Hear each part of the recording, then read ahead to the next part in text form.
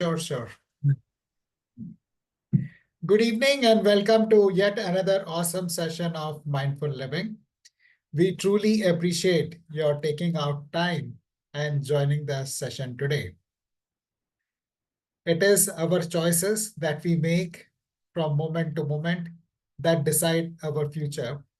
And by deciding to join the session today, you have made a very powerful choice to learn about mindfulness and how this simple yet profound technique can truly make a difference in our lives.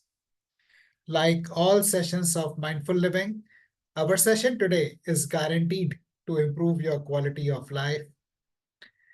And I'm really happy to have you here, and I promise that I'll do my best to make this investment of 60 to 90 minutes truly worth your while.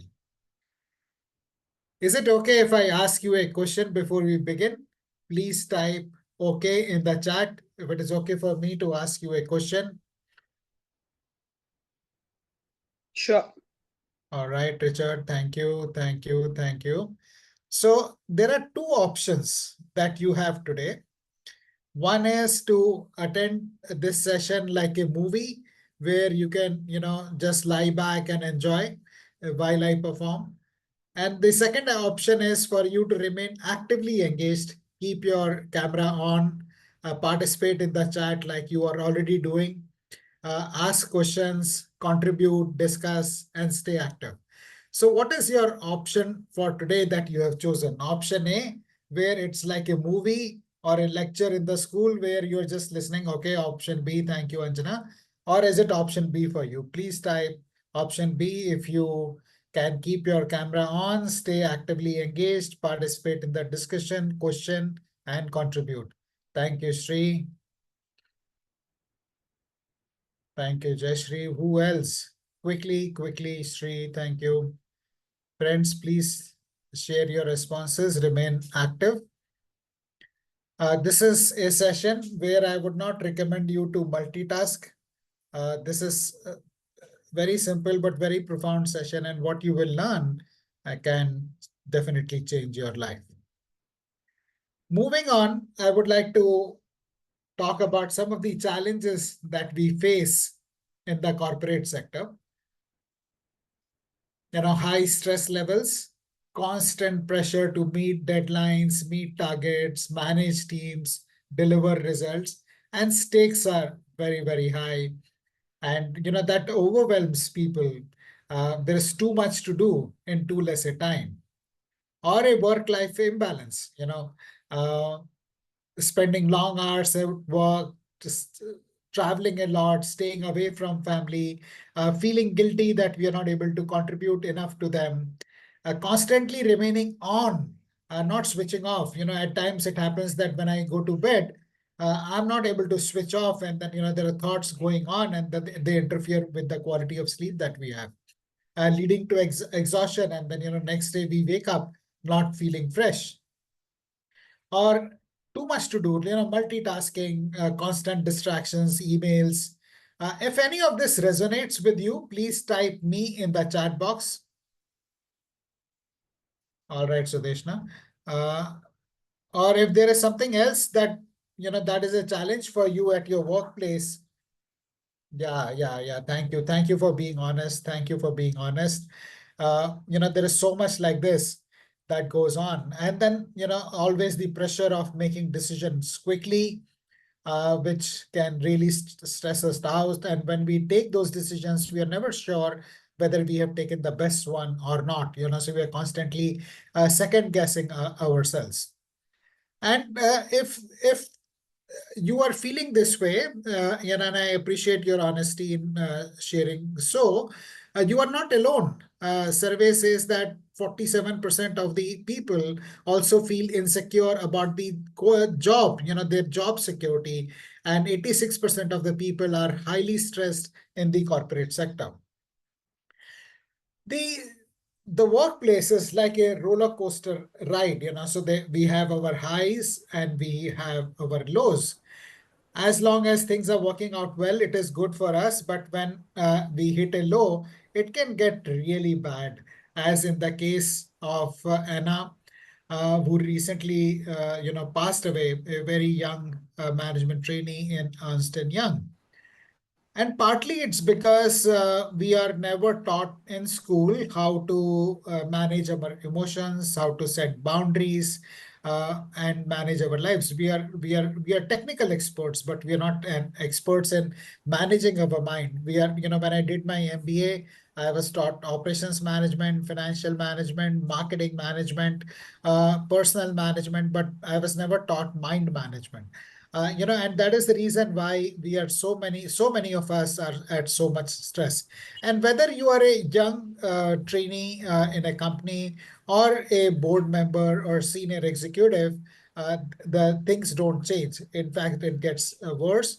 And this is a survey by Harvard Business Review, which says that 61% of all CEOs feel very tense and very stressed. They feel very lonely. Across the levels, this is a challenge. And one of the ways we deal with this is by popping pills. We tend to find our answers by popping pills. And this is data which shows that the sales of antidepressants and mood stabilizers have grown 41% in India in the last 4 to 5 years. And this is not a trend which is isolated to India. This is happening across the world. There, even in USA, these sales of antidepressants has gone up by many, many times in the last 20 years. So this is a very unhealthy way to cope with the challenges of stress, anxiety, depression that we are facing in the world today. Uh, would you like to choose a unhealthy way or a healthy way to deal with the workplace challenges? If you want a healthy way to deal with the workplace challenges, please type H in the. Thank you, everyone, for being so active and engaged. So today we are going to discuss, how using mindfulness we can be happy, healthy, and be productive and work at our peak potential. And that is the reason for putting this workshop together, this session together, in which we will see how we can develop a growth mindset and grow in our career without having to sacrifice our personal well-being. How to manage stress and improve our quality of well-being, how to enhance our productivity, focus, decision-making abilities, and how to have a better work-life balance. So that is what the session today is going to be. And the reason I use the analogy of Swiss knife is because mindfulness is multi-purpose. This is one thing we need to deal with all the challenges that we face in our life and at our workplace. And so, like Swiss knife is portable, you can carry easily in your pocket, and it can be with you wherever you go. Mindfulness is portable. It's You can use it and apply it wherever you are, in whatever kind of situation you are in, and it will not fail you if you practice it enough. So in the session today, we are going to discuss what mindfulness is, what are the components of mindfulness, which will help us understand it better. What are some myths about mindfulness which will prevent people from practicing mindfulness? How it can help us deal with the multiple challenges we face at our workplace.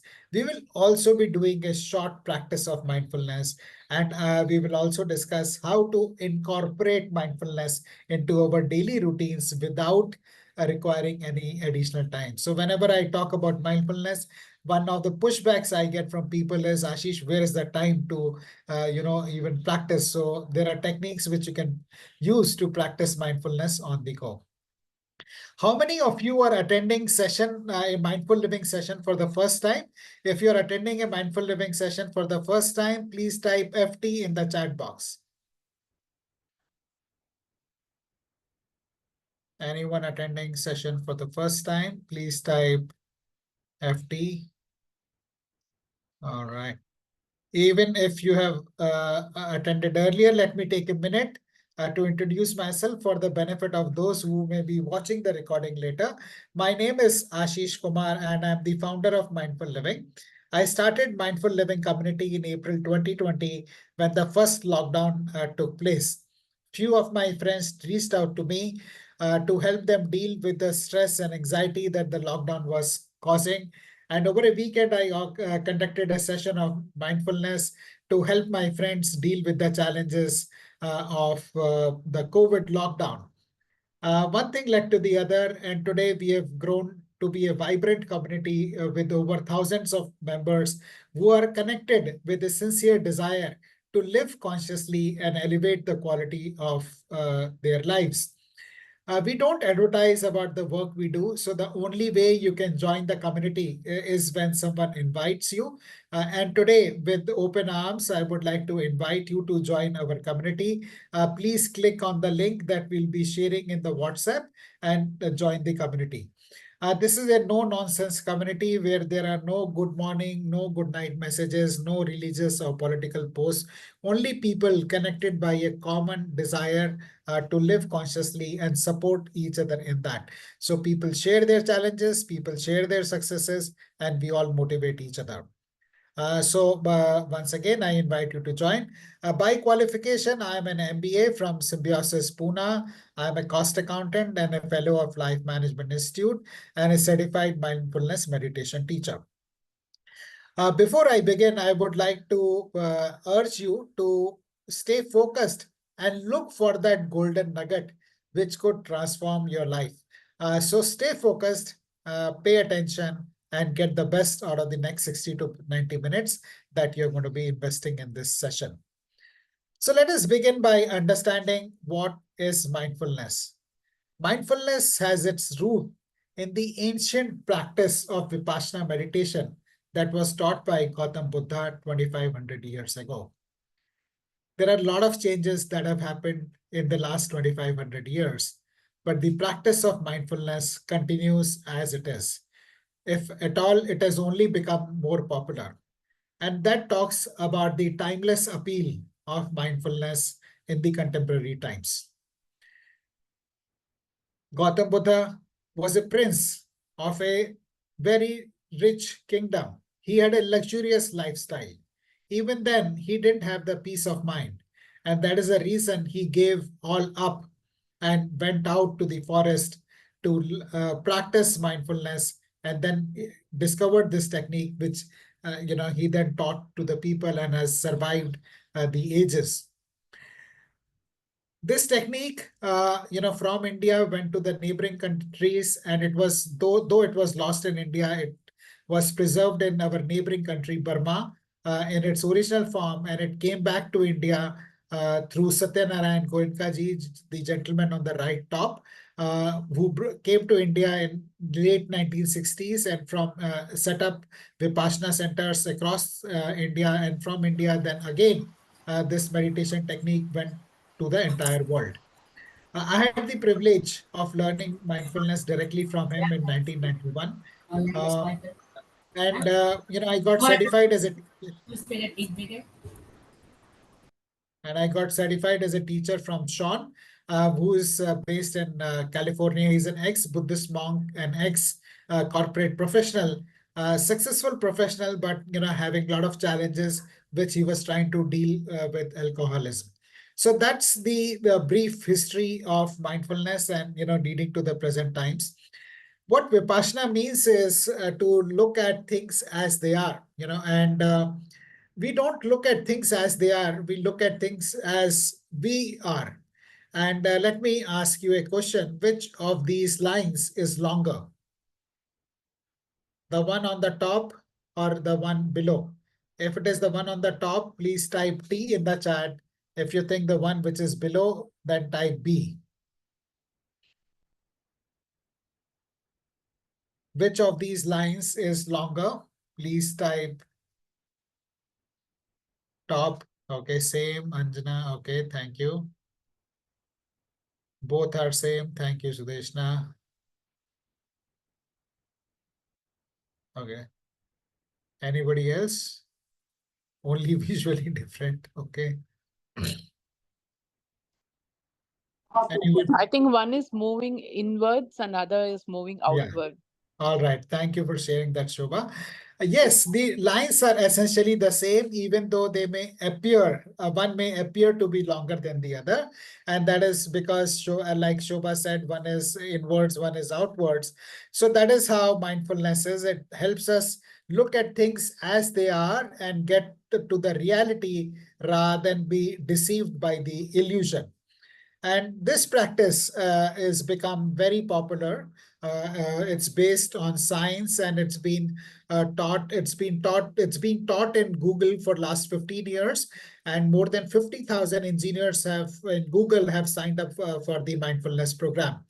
It's being taught in Harvard Business Review. It's been on the pages of the popular magazines like Times, which talks about a mindfulness revolution that is underway. Billionaires like Bill Gates, Oprah Winfrey, Ray Dalio practice it. CEOs practice it. And I particularly love the example of Mark Bertolini because he is from the insurance sector, the same sector I hail from.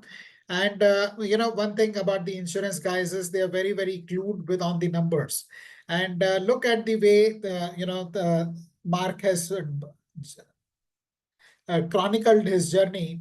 And he had a terrible accident while skiing, and he was prescribed painkillers, and they are very depressive. And the situation came where he wanted to take his own life. And then, at the suggestion of his wife, he took up mindfulness. And over a period of time, he was completely weaned off the painkillers. His pain didn't go away, but his ability to deal with the pain went off. And once you discover this, something so awesome as mindfulness, you want to share it with others. And he introduced the practice of mindfulness and Etna. And over a period of time, 13,000 of the 50,000 Etna employees went through one or the other programs of mindfulness and yoga that were introduced. And this was not the only reason, there were other reasons as well. But one of the factors that contributed to the earnings per share increase by 120%, 124%, and share price increasing by 500% in the 7-year period. And all of this is chronicled in this book, Mission Driven Leadership by Mark Bertolini. So that's the reason, so mindfulness today is not something which you need to retreat into caves to practice. You can, be in your jobs, actively leading your organizations and be a practitioner of mindfulness. And that is one of the reasons why 70% of the Fortune 500 companies today have mindfulness as a part of their learning and organizational development initiatives.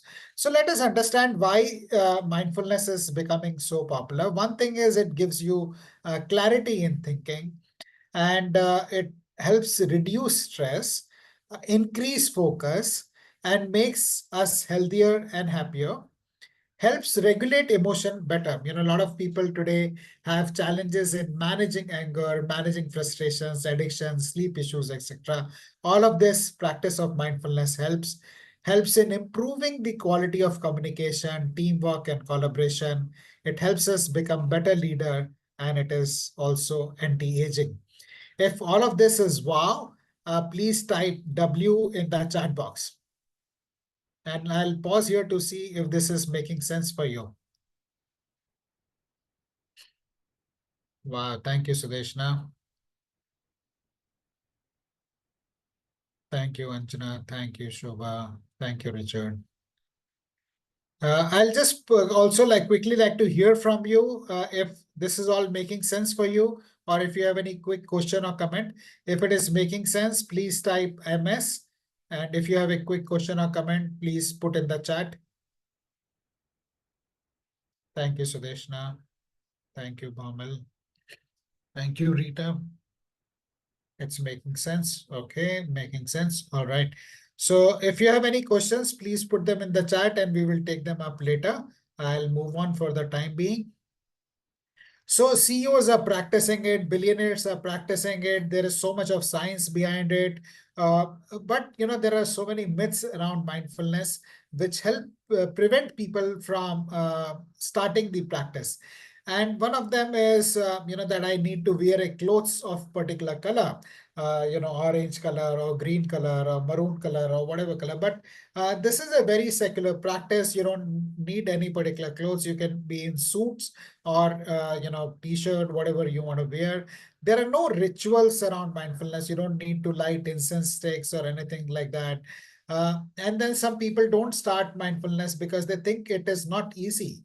But the fact is, mindfulness is a skill like any other, and with practice, it gets easier.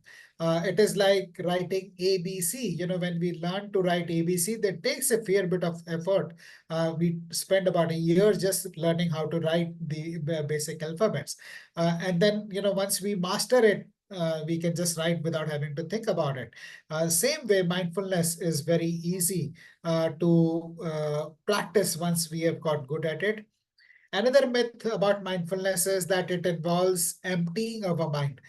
So once I was invited by a corporate to conduct a session for their employees, and I saw a few employees waiting outside the hall, not coming in, even though it was time for us to start the session. So I asked them, "Why are you not in?" And they said, no, because mindfulness involves emptying our mind. And if I empty my mind, then, I'll lose all my entity, I'll lose all my memory or anything like that. So I would like to clarify that mindfulness does not involve emptying your mind. It just involves becoming aware of our thoughts. Some people think it's a quick fix. It's like popping a pill. So if I start mindfulness tomorrow, all my problems are dissolved. No, it doesn't happen like that. Some people don't start mindfulness because they think it'll involve me giving up my smoking, drinking, eating, or eating non-veg or anything like that. No, it doesn't involve giving up of anything. You can continue doing whatever you are doing. Only do it consciously. That's what mindfulness is about, and we will see that.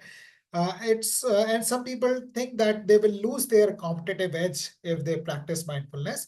But if at all anything else, mindfulness helps you become more competitive. There is a lot of work I do with corporations and with senior management, senior executives, board members on how mindfulness can help people become better leaders, take better decisions, be more empathetic, manage teams better. So many advantages of mindfulness. Uh, and it no way takes away any of your competitive edge. So on that note, we come to the definition of mindfulness, a very beautiful definition given by Dr. John Kabat-Zinn. And what it reads is keeping one's complete attention to the experience on a moment to moment basis in an open and non-judgmental way. Uh, Translated, what this means is that we pay attention. So attention is the foundational quality of mindfulness. We pay attention to whatever we are experiencing from a moment to moment basis and be non-judgmental about what we are feeling. Don't identify with our feelings and choose to stay mindful. So these are the five components, and we will do a practice of mindfulness. Like you can't learn swimming by just reading a book about it. You can't learn mindfulness just by hearing about it or reading about it. So we'll do a brief practice of mindfulness, about 5 to 10 minutes, for you to understand what these components actually mean. And after that, we will have a quick discussion. So now I invite you to a practice of mindfulness. Please sit comfortably. If you are sitting on a chair, keep your feet flat on the ground. Keep your arms folded on your lap, palms facing upward,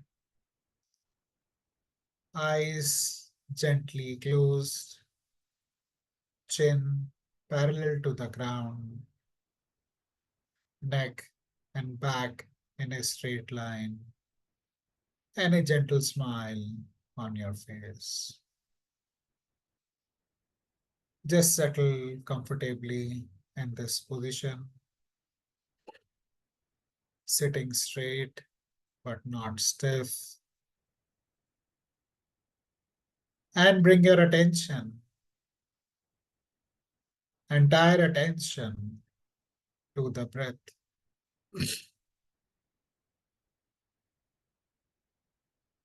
Observe every breath that is coming in and every breath that is moving out. Incoming breath, outgoing breath.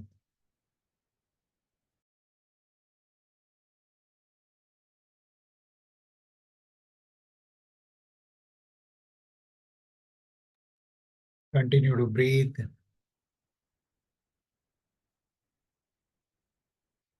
observing every breath that is coming in and every breath that is moving out.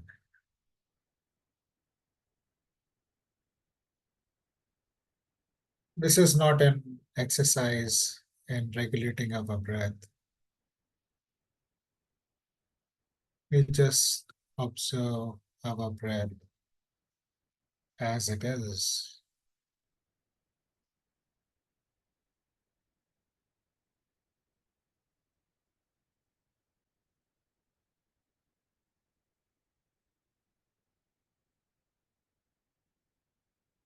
A breath may be coming in from the left nostril or the right nostril or both the nostrils. Just observe as it is.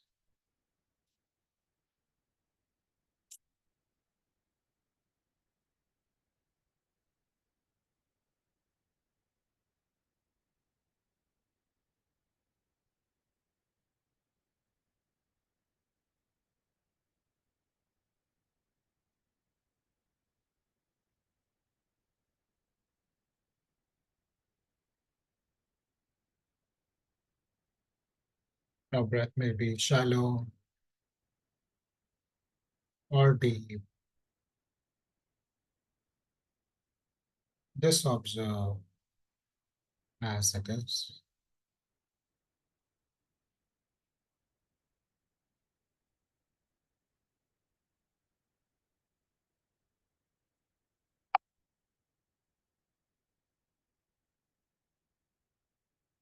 It is possible that your mind may wander. Wandering of your mind is not a mistake, it is its nature. Every time you find that your mind has wandered away, kindly bring it back to focus on your breath gently with compassion.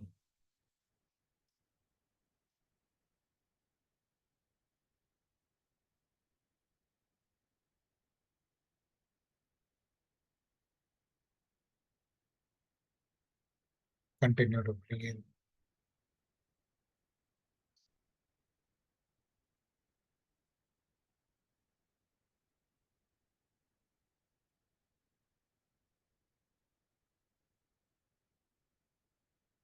You take about 25,000 breaths in a day, very few of them consciously. This is your opportunity to breathe consciously and enjoy the juicy, delicious breath which sustains us.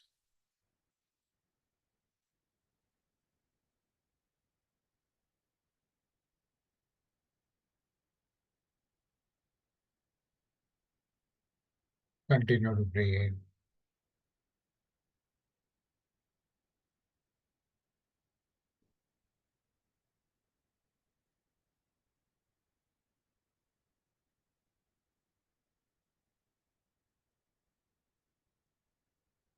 Paying attention to our breath is a great way to root our attention to the present. Past is gone, future is yet to come. The only moment that we have is the present. And that is why it is a gift. Focus on your breath. Continue to breathe.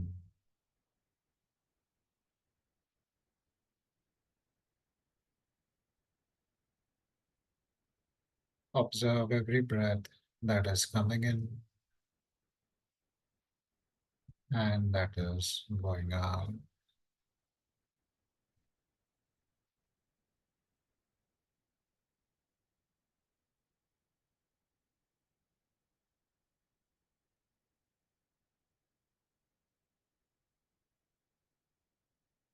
In a couple of seconds from now, we'll be coming to the end of this practice.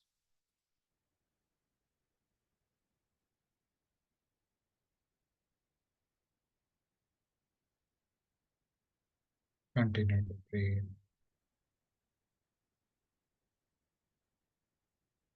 Before we finish the practice, consider setting an intention that this practice of being mindful will benefit you and everyone you come in contact with.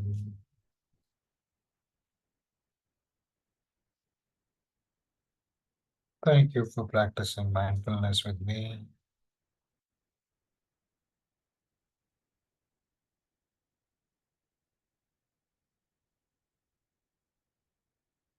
You may choose to keep your eyes closed and stay with the feeling for a couple of seconds more.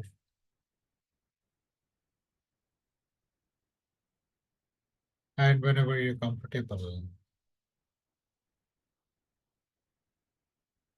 open your eyes gently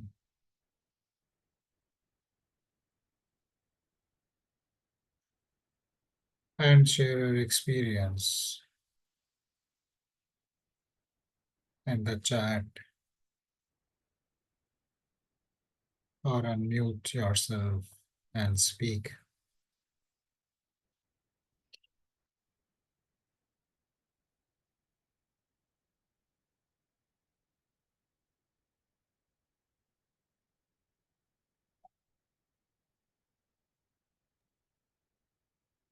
So initially, as I told you that I am sitting in my office, it's all vacant. I am the only one. But my mind was so anxious that what if the courier person comes to deliver? What if the tea seller comes and disturbs me and all that? So initially, I was not being mindful. But Yeah, yeah. then I started listening to whatever you were saying and stopped my own internal talks. Gradually, all those concerns faded away. And एक समय ऐसा था जैसे there was a twitch on my right leg. जैसे it became suddenly very light. The right leg only felt good. कि all these were my assumptions कि ये होगा वो होगा कुछ नहीं हुआ. Interesting, very beautiful, very nice. Thank you for sharing that, Sudeshna. And that is what the mind is typically about. It tries to run in the future and anticipate problems which may never happen. So thank you, very beautiful for sharing that, Sudeshna.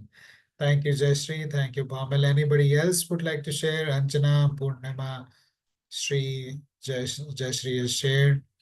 Rita, Shobha, Ramesh, Amisha. Sham. Can you hear me? Hello? Yeah, Purnima. Yeah, am I audible? Well, I can hear you, Purnima. Yeah. So, I am not a quick learner. I know this is the need of the hour and I must learn this. I have attended quite a few sessions. I have not been able to grasp fully. I'll give you an analogy. I did learn driving tries through a driving school, but I could not gain confidence, and eventually I hired a driver and I made him sit next to me for good 3 months. And then, I was on my own and never looked back. Uh, I think I would need personal sessions, that too in person, physically. Uh, I'll have to touch base with someone who can be available in person to teach me. But I do realize that I must learn this. Yeah, that is Sure. that. Thank you. Thank you for sharing that honestly, Purnima. By the way, I'll be in Delhi in November, so we will connect and we'll see if I can do a session for you in person. Uh, Sure. yeah. Uh, Anjana, you were sharing something? So I think a refresher always helps because somewhere along the way we deprioritize it. Mm. So just a quick thing to bring it back, uh, and then we're good to, take the journey again. Thank you. Thank you, Anjana. So we will move on to and we will dive in to understand what mindfulness is. Um, so, our attention spans over a period of time have been reducing, and today our attention spans are less than of a goldfish. And there are many factors which impact that, the smartphones, emails, constant flurry of activity, which makes it difficult for us to focus our attention. In the absence of focus, our quality of work deteriorates. And sometimes it can potentially lead to fatal accidents. But the good news is that we can train our muscle of attention the same way we train our in the gym. In the gym, when we go, there are number of repetitions we do. If you want to build my muscles stronger, the more number of reps I do. Same way in mindfulness, the more number of times I bring my attention back to focus on the breath, my attention muscle becomes stronger.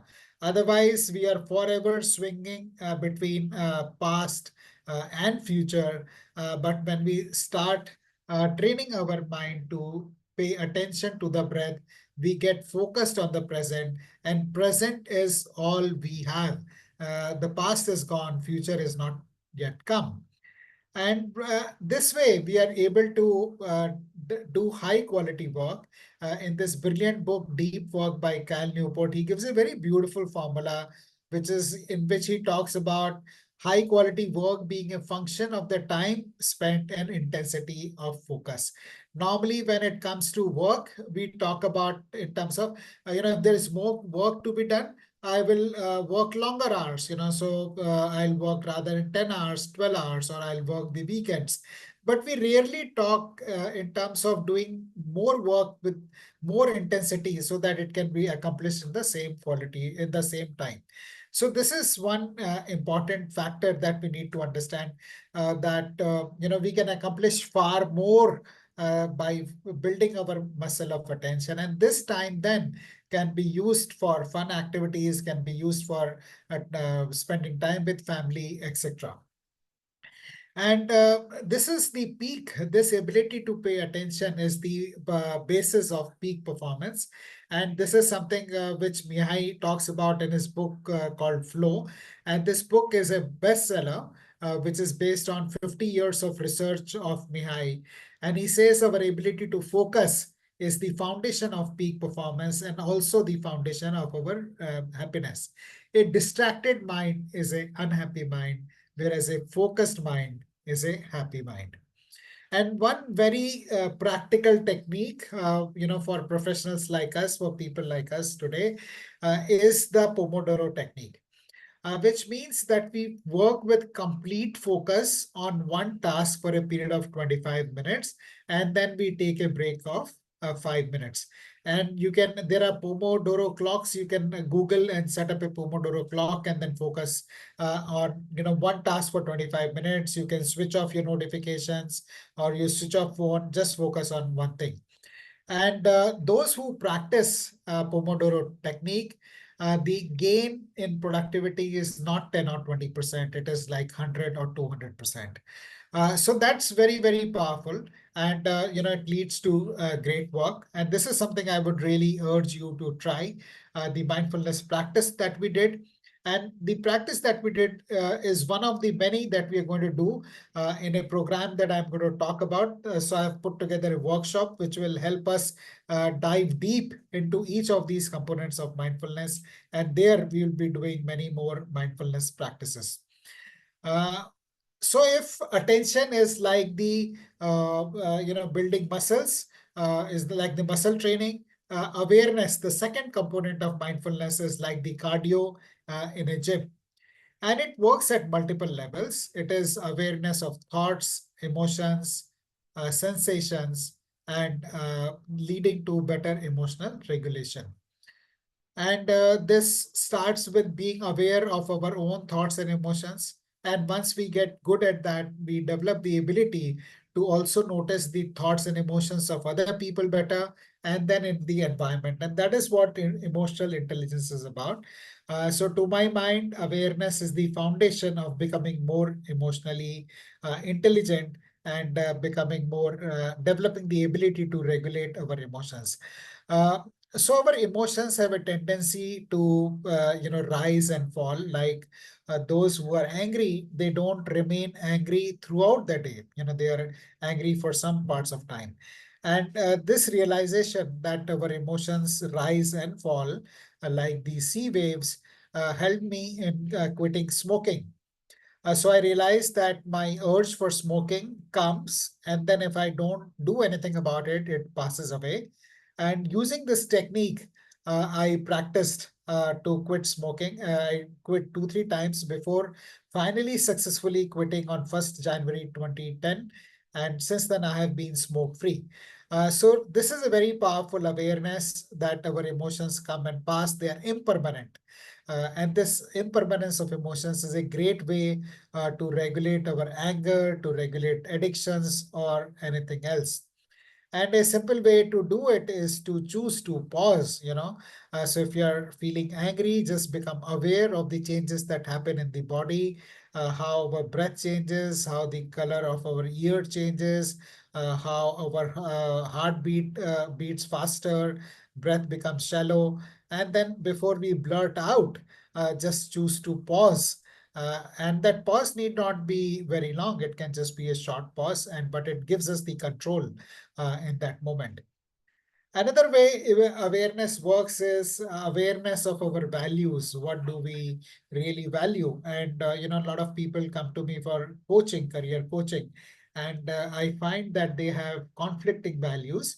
They want a high growth career, but they may not really be prepared to take what is accompanies that. So they may want a good work-life balance, or they may want a secure job and a high growth career. So it's not that it cannot happen together, but this sometimes we are not aware about these things, and then it creates conflict.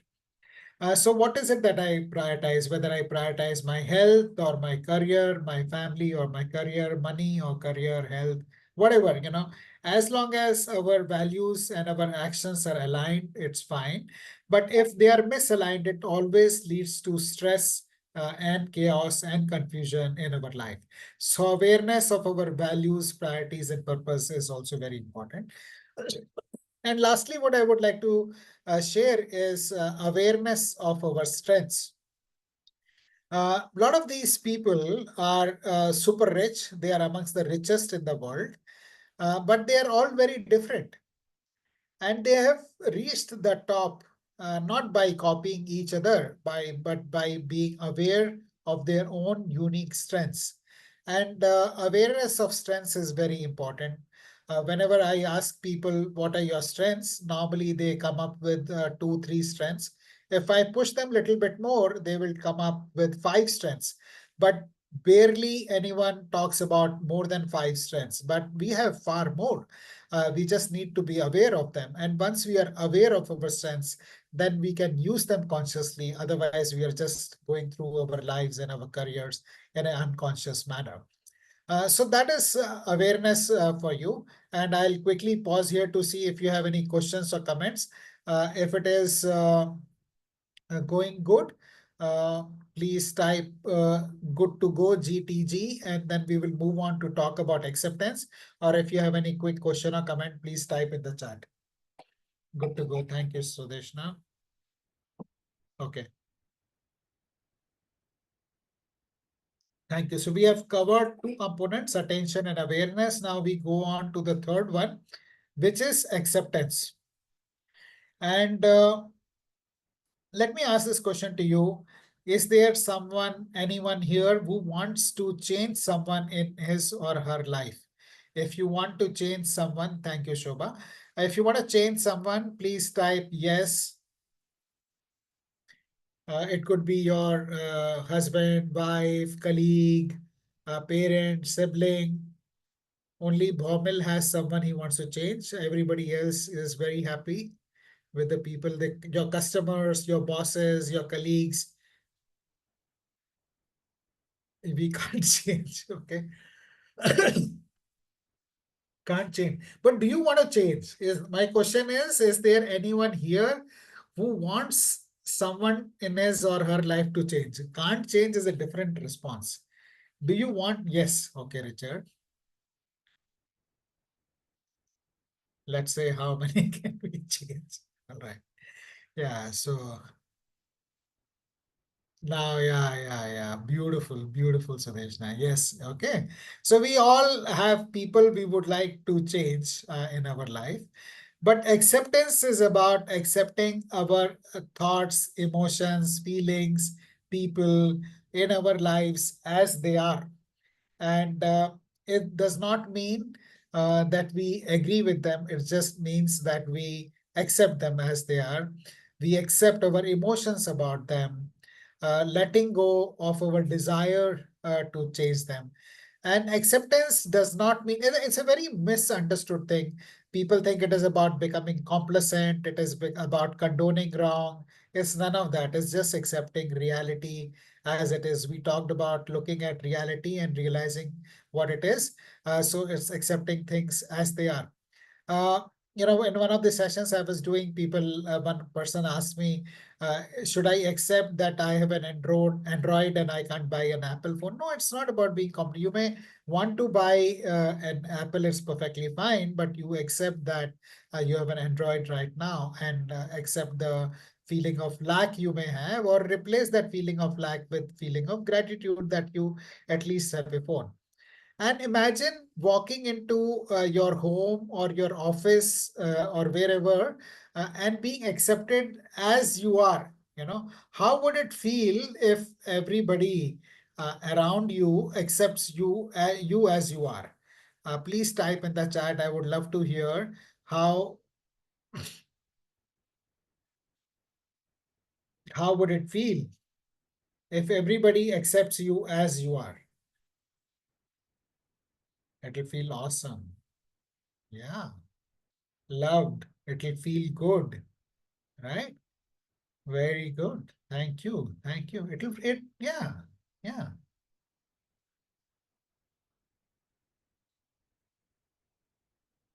yeah. Growth can still happen, Richard. We will see that. So that as I mentioned earlier, this does not mean that we do not grow, and I'll share some practical examples with you.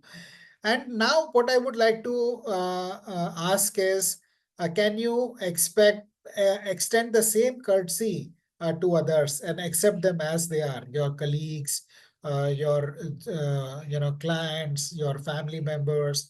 And there is magic which happens when we accept them. And when we don't accept them, when we resist things as they don't change, they just persist. But when we accept people as they are, the magic literally happens.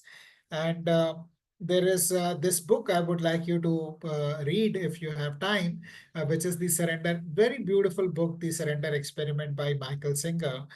He was a PhD student in America in 1970s, and using the money that he used to get as a stipend, he bought a 5-acre farm, built a log hut, and started to meditate. One thing led to the other. He just kept saying yes to whatever was happening in his life. And over 20, 30 years, in early 2000, he became the CEO of a company which was valued at $1 billion. Not $1 billion of today, $1 billion of about 20 years back. So he just keep saying yes. So Richard, that may answer your question. It does not stop growth. It just helps us connect with the greater wisdom that is operating in the universe. We think we are mostly driven by our mind, but our mind is fairly limited. There is a greater intelligence which ensures that everything in the universe works beautifully well. And when we say yes to the larger intelligence comes into play, and our life becomes very, very beautiful. And that five-acre farm that Michael Singer used to live on has now become a 600-acre community. So that is the kind of thing that happens when you start accepting people. And we will get more into this in the workshop, where we will have practical tools and techniques on how to accept people, how to accept ourselves as we are. I think that's the first thing.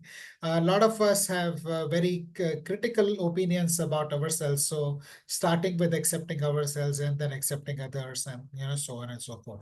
So there are simple tools and techniques that we're going to do in the workshop to practice acceptance. Then the next component, which is the fourth one, is ego. And ego is a mental construct. It's the story that we tell ourselves about ourselves and others. And if the story that we are telling ourselves is good, it's fine. But if it is, it otherwise it can be very limiting. And there are many labels that we put on ourselves and other people without even realizing it. Gender. So I'm a male. My religion, my hobby, my caste, my language, my age, whether I'm a senior citizen or an infant or a teenager, married, widowed, divorcee, education, profession. So people will say, who are you? I am a doctor, or I'm an engineer, or I am a CA, the company I work for. There are so many labels that we put on ourselves. I'm not saying that we shouldn't have these labels. It's just that how that those labels determine our thinking and direct our thinking is something we need to be conscious about. How I am fair or dark, beautiful, ugly, thin, fat, tall, short, achiever, smart, dumb. And this thinking directs our future, that directs our interaction with other people. And I'll share a very powerful story about Thomas Edison. Some of you may have heard this from me in our earlier sessions, but for those who have not, I would like to share this. One day, Thomas Edison came back from school with a sealed envelope, and he handed over the envelope to his mother, as the teacher had asked him to. Mother opens the envelope and reads it silently. And then after reading, she became silent for a couple of seconds, and then tells Thomas Edison that the teacher says that you are a genius, and you are so intelligent that they can't keep you at school and they can't teach you. So they have asked me to homeschool you. So from tomorrow onwards, you will not be going to school, but I'll be teaching you. And so the mother teaches Thomas Edison at home, and we know the history. He becomes one of the most prolific inventors, and he's the inventor of light bulb. And once, after his mother passes away, he was just going through his old papers, and he comes across that letter which the teacher had written to his mother. And when he reads the letter, he was shocked to find that the teacher had written that your son is confused and he's an idiot and he's so dumb that we can't keep him at school and teach him, and that's why they want him to leave the school and go. So, look at the narrative. Thank you, Shobha. Look at the narrative which the teacher had, which is this guy is dumb, and the label which his mother gave that this guy is a genius. Which narrative was correct? A lot of time when I talk to people, people say this is the reality. But what was the reality in this case? Whether he's dumb or he's a genius. The reality is nothing. It is what we make of it, and that is what ego is about. What we think of ourselves and what we think of others is a choice that we make, and by choosing empowering narratives, we can change our lives. And this is what Viktor Frankl says. He's a Holocaust survivor, and this is a very beautiful quote, very empowering one, and where he says that everything can be taken away from men, but one thing, the last of human freedoms, to choose one's attitude in any given set of circumstances, to choose one's own way. And what is it that can be taken away from a man? In his case, his family was taken away. When you are in these camps, your hair are shaved, your eyebrows are shaved, your name is taken away, you are given a number, so your name is taken away. The kind of food you eat is like gutter water. So everything is taken away, your dignity is taken away. But he says that even in such extreme environments, one thing that can't be taken away is the freedom to choose. And once we consciously choose how we want to feel and respond in that particular, in the harshest of the environments, then our life takes a very beautiful turn. He was one of the few people who survived the concentration camp. And, we are making choices throughout the day. Some choices we make consciously, some unconsciously. This may involve the thoughts we are thinking about ourselves, about others, whether we are thinking big or small, whether we think we are a victim or a victor, whether we are whole or fractured, whatever beliefs are, whatever values are, am I good or not good enough, how I spend time. Like you have chosen to invest time here versus anywhere else on a Saturday evening. And, this is going to set things in motion, which will take your life to a completely different trajectory 5 years from now. And the good thing about choice is that while we are free to make those choices, we are not free from the consequences of those choices. So it's very important for us to make these choices consciously so that we can consciously lead our life to a better future. And once again, I'll refer to the pause, practicing the pause, which is so important in making these choices, whether it is about choosing to spend our time, our money, or directing our thoughts, what goes into our mind, what comes out of our mouth. Everything is a choice. And we can just pause for a simple second or even less than that. Sometimes when I talk about pausing, people think that it will make them look dumb if they are not fast, if they're not fast in responding.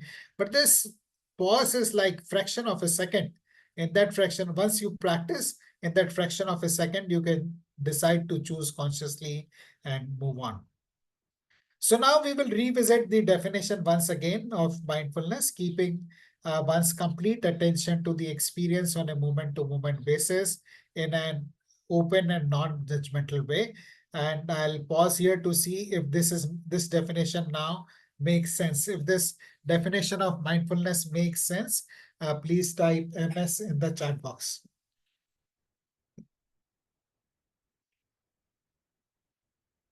Thank you, Sudeshna. Thank you, Richard. Thank you, Bamil.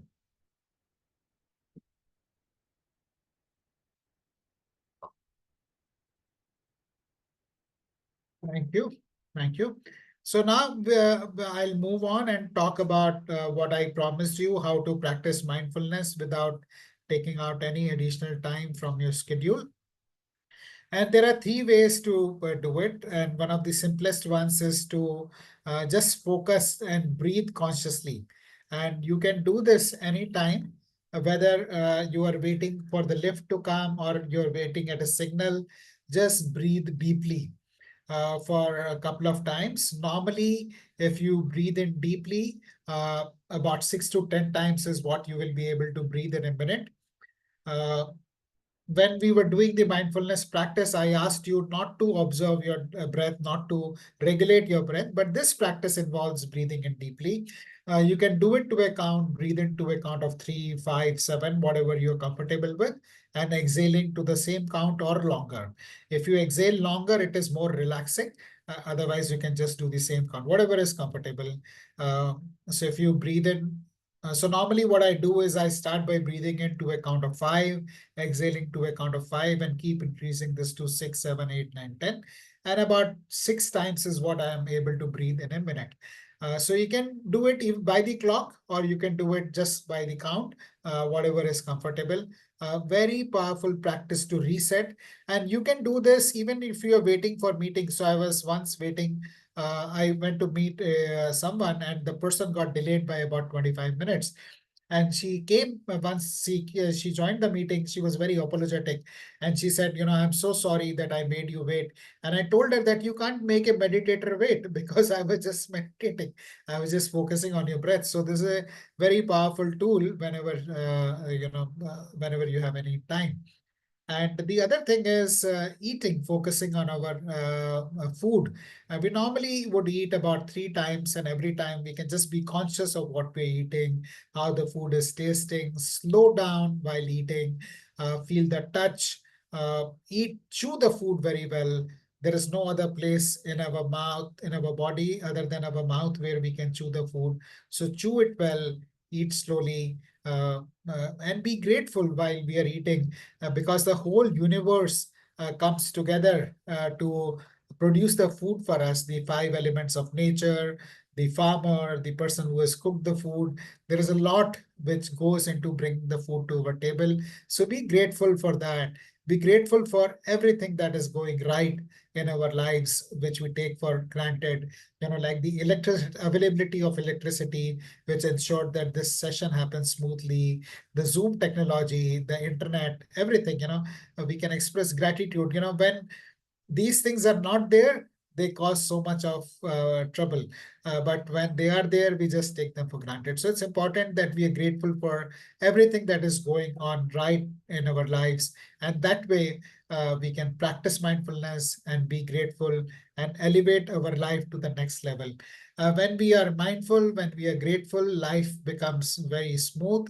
Serendipity happens, effortless success happens, and it feels like we are on a magic carpet. So I'll pause here. The next part of the session is for those who want to explore this mindfulness a little bit more deeply. The next slide was about GI Joe fallacy, which talks about how the knowledge itself is not enough to bring about a change in behavior. So if you are interested in practicing mindfulness to bring about a change in behavior, please stay on in the session. Else you can leave, and we will talk about the workshop that we have put together for you with those who are interested in learning about mindfulness in depth and getting the many benefits of mindfulness that we talked about in the earlier session. Richard, you wanted to share something? I saw you. Okay. All right. All right. Thank you. Thank you. So do I have your permission to go ahead and share about the workshop? If I have your permission, please type P in the chat box, and I'll share the details of the workshop that we have put together for you. Thank you, Sudeshna. Thank you, Richard. Thank you, Bhamal. Shri, Jai Shri, Rita, Amisha, Kapil, Anjana. Look forward to it. So this is the GI Joe fallacy, which says that just the knowledge is not enough for us. to bring about the changes that we desire in our life. And that is the reason we have put together this workshop where you will learn how mindfulness can help you manage stress effectively, improve focus and productivity, which we talked about when we referred to attention, enhance decision making. So how to tune in to the body, how to tune into the immense intelligence which is there in our body. And I talked about five more, meditations that we are going to learn, which you can practice, and we will share those resources with you for ongoing practice. How to achieve work-life balance, how to build boundaries, how to say no, and how to keep growing in your career without having to sacrifice on your personal well-being. And this is the Swiss Knife workshop, Mindfulness is Swiss Knife workshop. Like Swiss Knife, the mindfulness helps you deal with the multiple challenges. Like you can use a Swiss knife for opening a can, or like in the case of Swiss Army, they used it to unbolt their guns, or clip your nails, or use the scissor or a saw. There are many, many things you can do. And same way, mindfulness can help you improve your attention, take better decisions, manage your anger, become healthier, improve your immunity, and so many other things. So what we're going to learn in this session is practical mindfulness techniques, a few of which I shared with you today. And all the content will be tailored to the corporate settings. I have worked in the corporate sector myself for 25 years. So I have case studies which are based on the situations we face in our lives in the corporate sector. And so these are real life case studies. And then you become a part of the uh, community, supportive community, and resources I'll share with you, which will help you continue the practice of mindfulness even beyond the workshop. And everything will be practical, actionable, time efficient, because I understand, being a corporate professional myself, that how stressed we are for the time. So so everything that I teach is offers a very high return on time invested. It's all very scientific and evidence based, like I have been sharing with you different references and research, and plus my personal experience on which this is based. And when you practice mindfulness, the benefits are not only limited to you, but they cascade. They have a ripple effect on the people around you, whether it is your family or it is your colleagues at work. They will feel the difference. You would feel happier, you would be high energy. uh, you will be able to help them. When you learn to help yourself, when you're clear in your own thinking, you will be able to help them as well. So you grow yourself and you help others in your family and life grow. And when you practice mindfulness consistently, you will find that your life gets into a virtuous upward spiral, and it will keep getting better and better every day in every way. So now you have an option to stay on in the session and learn more about the workshop. Or if you are not interested in knowing more about the workshop, it's okay for you to leave. I understand it's a Saturday evening, so feel free to leave in case you have other things to do. And one thing I would like to share about mindfulness is that so often I get asked this question: how many minutes, how long should I practice? And my answer to them is, it's not about how long do you practice, but about how consistently you practice. So even a minute every day is better than you doing for 1 hour once in a week. So consistency in practice is important, and once the consistency is built, it has a snowballing effect. And initially, you might feel the effect is not so much, but as you keep up with the practice, it all accumulates, and then suddenly you find it has a very powerful impact on your in your life. So I'll pause here to see if you have any quick questions or comments before we proceed further.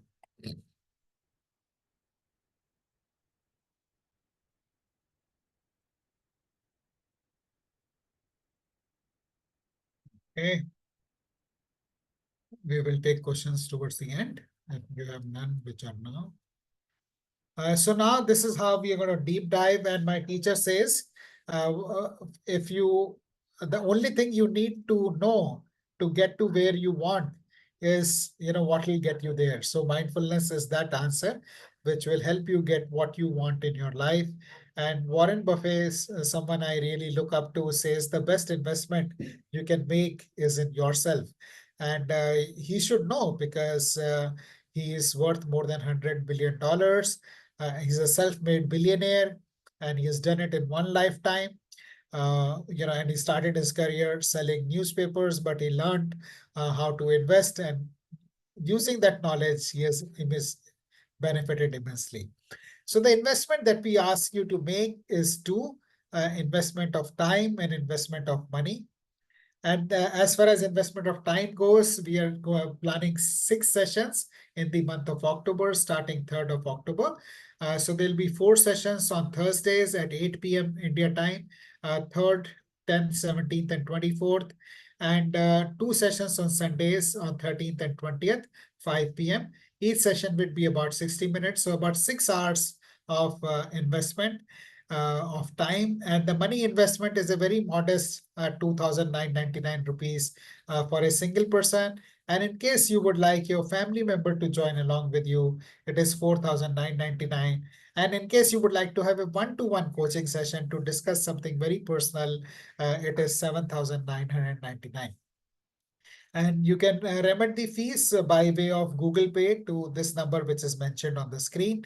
And once you remit the fees, let us know so that we can add you to the group. We had this session last week also, and there are already quite a few people who have signed up for the session. We have about 20 seats, and only few remain now. So take decision quickly. As I mentioned earlier, the sessions are on Thursdays and Sunday. On Thursdays at 8 p.m., on 3rd, 10th, 17th, and 24th, and on Sundays, 13th and 20th October, 5 to 6 p.m. IST.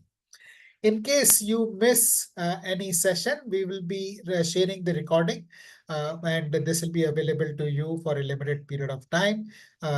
So all these sessions are recorded, and one question we often get is, when will the next one be? Next one will probably be next year, because we are already working on 2025 calendar, and this one may come up, I don't know when, maybe after April or something. So at least not for next 6 months. And I love this quote by Ellen where he says that don't take a chance. Sometimes it's now or never. And once you invest in this now, the benefits will come for a lifetime. So once again, sharing the details of investment that it requires, 2,999 for a single person. With friends and family, it is 4,999. And in case you would like coaching, one-to-one coaching. So my single coaching session itself is worth over 100 billion, $100. And so this is massive value. In the coaching session, you get the entire program accompanied with this, coming with this. So once again, sharing the phone number for you to remit the fees. And in case you would like to make a bank transfer, here are the details of the bank account. You can transfer the fees to the account. In case you don't have GPay, you would like to remit by Paytm, that is fine too. And we have some extra bonus for those who are action takers. And so some of you may be knowing that my book, I have completed writing my first book, and it's due to be published in October. So for those who are signing up for the session now, will be amongst the first ones to get my book. It will be couriered to you at the address you give us, only for those who take the decision to join today. And those who sign up for the coaching session will get a very attractive mindful living t-shirt like the one I'm wearing if you go for the coaching one. And you get to be a part of the awesome mindful living community, which is very supportive, has got some really high performing people, very senior corporate executives. And I would also like to draw your attention to this uh, quote from Albert Einstein, which I really love, which is his definition of insanity. And he says it's doing the same thing over and over again and expecting different results. When we don't want different results, it implores us to do something differently. If we keep doing the same thing, if we keep thinking the same thoughts, we'll keep getting the same results. So change your thinking, change your action, and change your destiny. Once again, sharing the details for the last time. In case you would like to join individually, it is 2,999 rupees. For family and friends, 4,999. And the best value offer with a single coaching session for 7,999 rupees. You can Google Pay or Paytm at this number. You can take a screenshot or you can do a bank transfer. And as I mentioned earlier, we take very limited people into our sessions to ensure each one gets personal attention. And once you sign up for this, there's no knowing where your life will go. And you will get a very attractive certificate of completion. And in case you would just like to reserve your seat, you can do so by paying 199 rupees, and you will be eligible for the gift that we have talked about for the action takers. So you can remit 199 rupees, let us know which option you want to go for, and we will reserve the gift for you. And you can remit the fees at the same numbers that we mentioned earlier. And now we will open up the session for question and answers.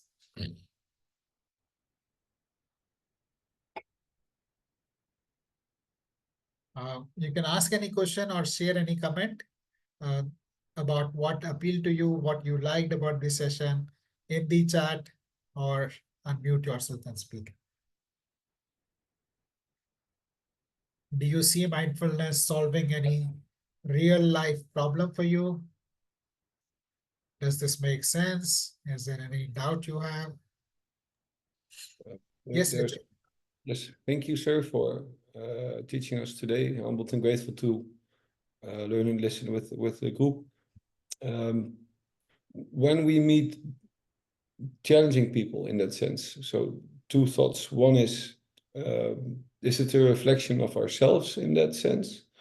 Or two, in a way it is. Walking away is never the answer because it will come back again later. Is mindfulness the tool to, without spending too much of our own energy, to pull them into your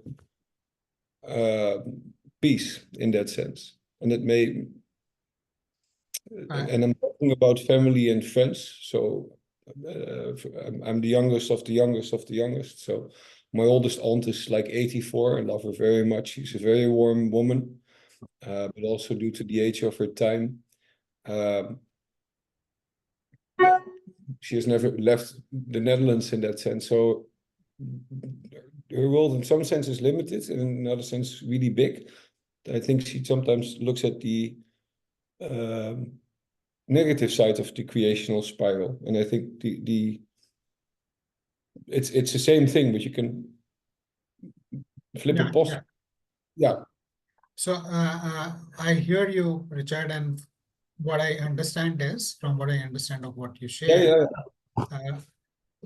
mindfulness starts with ourselves, and once we become aware of our thoughts, our emotions, then over a period of time, we start becoming aware of the thoughts and emotions of other people. And once we start accepting ourselves as we are, we become more accepting of others as they are. And then the harmony in the relationships happen. We are able to see people as they are rather than as we would like them to be. And they can sense it, that, we are accepting of them. We are not judgmental of them. And when we drop our judgments, their hearts open up, our hearts open up, the connections are much better. I'm not sure if this was exactly what you were looking at, but this is what I understood, and this is my response. Thank you so much. Yeah. I never voiced it, and therefore, as an image thinker, I don't have the words to construct it in such a way because I'm more of an image thinker in that sense. If that I've never verbalized the same. So thank you. Okay. Okay. Thank you. So looks like no more questions. Thank you. Thank you, everybody. I have a question. Yes, Purnima. So, the only way to practice mindfulness is meditation. Now go on. I want to hear your Yeah, complete. that is my question. I'm done with the question that we only need to meditate. What else can we do? So mindfulness is slightly different from meditation, Purnima. It involves being aware of our thoughts, emotions on a moment-to-moment basis. Meditation is the next step of mindfulness. When we start paying attention to our breath, our thoughts, our emotions, we start becoming mindful, and you can do that anywhere. You can do it while driving, you can do it while eating, you can do it while walking, whatever we are doing. Aren't the two similar? Mindfulness leads to meditation. Okay. Yeah, yeah. All right. Start with mindfulness, Purnima. Don't get caught up in the semantics. Start building awareness, by focusing on your breath or focusing on whatever you're eating, thinking, doing. Do it with awareness. And that every time you bring awareness to what you're doing, even if it's simple thing like drinking water. Mindfully, basically mindful. Yeah, yeah. And being grateful. Uh, how would I saw this movie where this gentleman was in the desert and he had no water for 9 days. Imagine a situation where we don't get water to drink for 9 days. We have water available, so we are not grateful for it. So just have to thank water, whenever you're drinking. So that way we build gratitude, that way we build mindfulness, and our life starts getting elevated. All right. Thank you so much. Thank you, Purnima. Amisha, any questions? Any comments?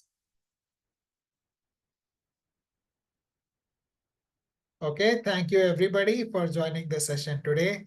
Have a nice weekend, and we look forward to welcoming you in the workshop, which starts on 3rd of October. The admissions will close by 30th September. Those of you who would like to avail of the Action Taker bonus, please reach out to us and register today, else you have time till 30th September to enroll. Thank you. Bye. Thank you. Bye bye. Bye, Richard.